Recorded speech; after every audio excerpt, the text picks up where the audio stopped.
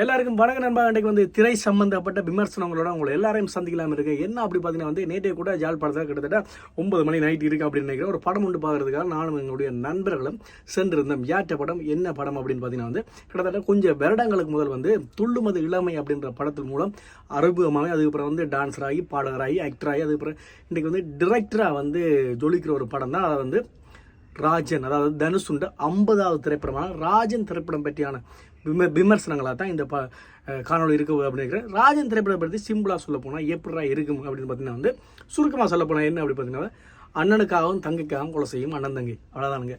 அண்ணனுக்காகவும் தங்கைக்காகவும் கொலை செய்யும் அண்ணன் தங்கை, அவ்வளோதான் சொல்ல முடியும். அதை வந்து ஒரிஜினலாக வந்து அண்ணன் தம்பிக்குள்ள பாசம் விஸ்வாசம் இந்த படத்தில் இல்லை அப்படின்னு தான் சொல்ல முடியும். அதை வந்து செல்வராகவன் தனுஷுட்டு இருக்கிற பாசம் விஸ்வாசம் இந்த படத்தில் இல்லை. அதனால தான் இவ்வளோ பெரிய பிரச்சனை வந்திருக்குது அப்படின்னு தான் இந்த படத்தின் மூலம் சொல்ல முடியும். ஓகேடா, படம் எப்படா இருந்துச்சு அப்படின்னு பார்த்தீங்கன்னா வந்து அதாவது கிட்டத்தட்ட தாய் தந்தை இல்லாத ஒரு குடும்பத்தை வந்து தனி மனிதனாக கிட்டத்தட்ட அண்ணன் ஆக இருந்து நிற பலிட்டு இருந்து தங்கச்சியை காப்பாற்றணும் என்றதுக்காக வந்து தன்னுடைய 2 தம்பிகளையும் தங்கைகளையும் காப்பாற்றி தனி அண்ணனாக இருந்து கிட்டத்தட்ட ஒரு வாகனம் ஒன்றத்தில் ஒழிச்சு வந்து இன்னொரு ஊருக்கு தப்பிச்சு சென்று அந்த ஊரில் வந்து தனி மனிதனாக இருந்து கஷ்டப்பட்டு உழைச்சி ஒரு கடை ஒன்றை வச்சு 2 தம்பிகளையும் தங்கைகளையும் காப்பாற்றுற படமாக தான் வந்து கிட்டத்தட்ட ஃபர்ஸ்ட் ஹாஃபில் போய் கொண்டிருந்துச்சு. ஃபர்ஸ்ட் ஹாஃப் பற்றி சொல்லணும் அப்படின்னு சொன்னால் கிட்டத்தட்ட மேலேயும் போயில கீழேயும் போயில கிட்டத்தட்ட சுமாராக போய் கொண்டிருந்துச்சு அப்படின்னு சொல்ல முடியும். இந்த படத்தின் ப்ளஸ்கள் என்ன அப்படின்னு பார்த்தீங்கன்னா வந்து ஏஆர் ரஹ்மானோட மியூசிக் வந்து பாட்டுகள்லாம் நல்லா இருந்துச்சு. அது மட்டும் இல்லாமல் எல்லாட்ட நடிப்புகளுமே வந்து கிட்டத்தட்ட இயல்புகளாக இருந்துச்சு. அதில் முக்கியமாக வந்து சண்டை காட்சிகள் பார்த்தீங்க அப்படி சொன்னால் கண் வெட்டாமல் பார்க்குற அளவுக்கு வந்து அகோரமாகவும் அழகாகவும் எடுத்திருந்தார்கள். கிட்டத்தட்ட குறியீடுகள் எல்லாம் அங்கங்க இடத்துல எல்லாம் செம்மையாக வச்சுருந்தாங்க. அதெல்லாம் ப்ளஸ்ஸாக இருந்தது. நடிப்புகளை பற்றி சொல்லவே தேவையில்லை. தனுஷோட நடிப்பு நல்லா இருந்தது. பிராஸ்ராஜ் நடிப்பு சொல்லவே தேவையில்லை. அது மட்டும் இல்லாமல் கதாபாத்திரம் இந்த 2 பெண் கதாபாத்திரங்களோட நடிப்புகள்லாம் நல்லா இருந்துச்சு. குறிப்பாக சொல்லணும்னா துஷாரான நடிப்பு இன்னும் வேறு லெவலாக இருந்துச்சு.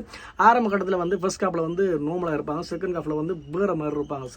அதாவது வந்து சந்தேகமாக இருக்குது இவங்களா அவங்களா அப்படின்னு சொல்லி துஷாரா சொல்லப்போனால் கிட்டத்தட்ட ஒரு இன்டர்வியூவில் கூட வந்து சொல்லியிருந்தாங்க. அவங்க வந்து ஒரு இடத்துக்கு போய்க்கு வந்து ஒரு குறிப்பிடத்தக்க டைரக்டர் சொல்லியிருந்தாங்க, ஏன்னா டப்பிங் எதுவும் வந்திருக்கிறீங்களா அப்படின்னு சொல்லி அவங்க சொல்லியிருந்தாங்க. இல்லைங்க, நான் படம் டப்பிங் தான் வந்திருக்கேன், அதாவது வந்து நான் நடித்த படத்தில் தான் டப்பிங் வந்திருக்கேன் அப்படின்னு சொல்லி அவங்களே கூட ஒரு காலத்தில் கலாய்ச்சிருந்தாங்க. இந்த படம் பார்த்தா அப்புறம் யாருமே கலாய்க்க மாட்டாங்க அப்படின்னு நினைக்கிறேன்.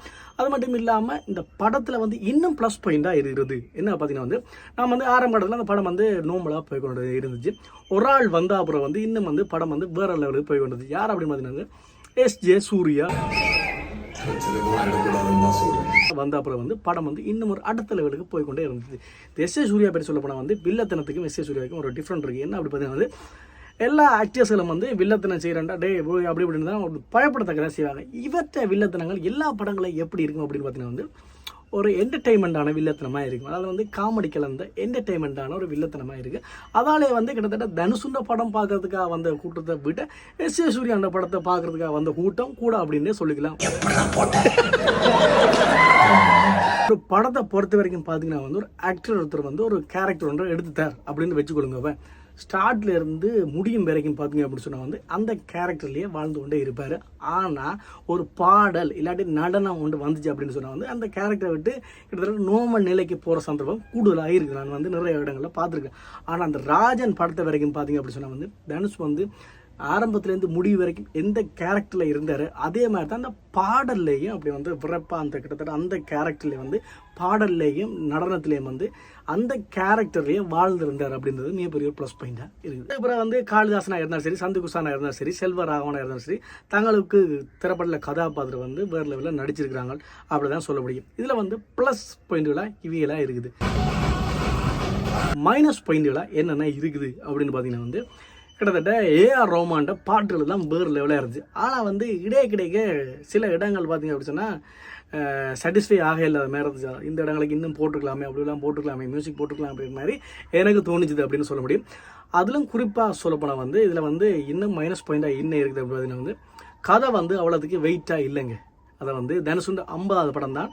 என்ன இருந்தாலும் வந்து பார்க்குறதுக்கு வந்து அவ்வளவு நல்லா இருந்தாலும் வந்து கதை வந்து அவ்வளோ வெயிட்டாக இல்லை. ட்விஸ்ட்டு ஏதாவது இருக்குமான்றது நானும் படம் முடிகிறதுக்குள்ளே ட்விஸ்ட்டுகள் ஏதாவது பார்க்கலான்னு பார்த்தாங்க வந்து ஒரு ட்விஸ்ட் ஒன்று தந்தாங்க வந்து தம்பியாக்கள் அவங்கள மாறுறது அப்படின்னு சொல்லி. அது வந்து எனக்கு அது ட்விஸ்டாக தெரியலை. அது வந்து மாறுறதுக்கான சந்தர்ப்பம் வந்து அவ்வளவா தெரியலை. ஏன்னா அப்படி பார்த்தீங்கன்னா வந்து சின்ன வயசுலேருந்து ஒரு தம்பியில் வந்து கஷ்டப்பட்டு வளர்த்தா பிறகு ஒருத்தன் வந்து சிம்பிளாக மாற்றுறான் அப்படின்னு சொல்கிறது அது வந்து இயல்பிலேயே நடைமுறை இல்லாத ஒரு சாத்தியக்கூறாக தான் இருக்குது. அதை வந்து எல்லாராலையும் ஏற்றுக்கொள்ள முடியாத ஒரு ட்விஸ்ட்டாக தான் அந்த ட்விஸ்ட் இருந்துச்சு. அதனால் வந்து எல்லாருக்கும் வந்து சாட்டிஸ்ஃபை ஆகலை அப்படின்னு சொல்ல முடியும் இந்த கதையை பொறுத்த வரைக்கும். இந்த மைனஸ் பாயிண்டாக என்ன இருக்குது அப்படின்னு பார்த்தீங்கன்னா வந்து இந்த படத்தை பொறுத்த வரைக்கும் பார்த்தீங்கன்னா வந்து கன வருடங்களாக வந்து 2 கூலிப்படைக்கும் பிரச்சனை போய்கொண்டே இருக்குது. இந்த கூலிப்படையை வந்து இந்த கூலிப்படை வந்து எப்படா போகிறது அப்படின்னு யோசிச்சு கொண்டே இருக்கிறாங்க. கடினமாக இருக்குது. அது சம்மந்தமாக இன்னொரு சம்மந்தம் இல்லாத ஒருத்தன் வந்து இந்த கூலிப்படையை வந்து அசால்ட்டாக போட்டு போயிடுறான்.